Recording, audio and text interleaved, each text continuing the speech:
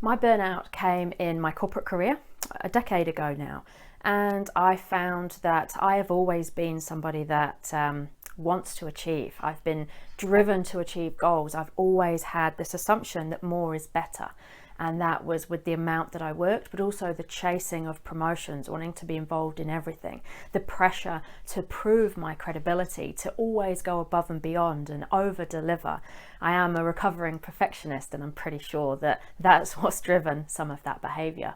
And interestingly enough, it came at a point where there was lots going on in my life, outside of work as well as inside of work. I'd had a promotion less than a year prior, and then a colleague of mine had left, and I'd been given their job to look after as well as my own whilst the recruitment happened. And the business that I was working for at the time was going through a major overhaul and restructure, and I was asked to lead a project. I was asked if I could be the lead on a big project, a big change management project that involved a restructure of one of our most senior teams in the organisation, following quite a lot of media coverage of some things that potentially hadn't gone right. So massive amounts of pressure, and I could feel each time one thing landed on top of another, my sort of levels becoming, the water levels becoming to a point where I could barely keep my head above it. So I spent a lot of time in the car, in back-to-back meetings, traveling to different offices across the country. I was rarely at home, and when I was, I just didn't have the energy to do anything. I would sleep most of the weekend, but interestingly, sleep wasn't helping. I could sleep all weekend and still feel tired, but I always put that down. I would reason it. I'd put it down to, I've got a high-powered job. This is what it's like. Equally, when I stopped socializing with friends and wanting to go out and do things in the community, even the odd yoga class, I would reason it by saying, work's really busy right now, so you haven't got time for this stuff. It's an important job. This is how it happens to everybody else. And so I was always explaining it away as if it wasn't a problem. I also found that as coping mechanisms, I'd often be getting into some bad habits.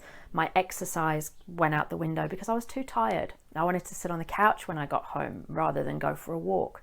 I would get takeaways because I hadn't got the energy to cook, or I got home late and I was hungry and it was too late to cook. I would reach for a wine on a Friday afternoon and say, look, I need it. I got to unwind. It's been a big week. But every week was a big week. And that one glass of wine was never enough. And it would end up being a whole bottle. And these habits I again would explain away as, well, this is just how it works when you've got a stressful job and everybody else seems to be doing it. So it's okay. And that worked up until a point, but what I didn't realize at the time is slowly but surely all of my energy reserves were being withered away, eroded away. The battery, it was like, your mobile phone, if you haven't charged it for a week, the battery level starts to come down until it dies, until it just switches off. And that's what happened to me. I switched off. So physically, it came in a step class at the gym. Mentally, it was a lot different. So as a slow burn, it all came crashing down when I guess physically my body gave way and forced me into a rest and time to think about what was wrong. But mentally, it lifted a lid on a lot of emotions, a role that I was unhappy in, a relationship that had been struggling as a result, a job that wasn't fulfilling me and giving me a sense of meaning and purpose, and of course working way too many hours to try and prove myself, but also setting myself up to fail by taking on far too much than was actually achievable. So I noticed that I'd started to withdraw, and not just from work and the things that were stressful, but withdraw even from the things that I loved. So going to the beach, yoga, going out with friends, even chatting to family on the phone over the weekends, all of that stuff I just didn't have the appetite for. I lost a sense of motivation. I could feel myself withdrawing. I detached, particularly at work. I lost that sense of meaning and purpose. I just didn't care anymore. And that wasn't just about what I was doing work-wise, but pretty much everything.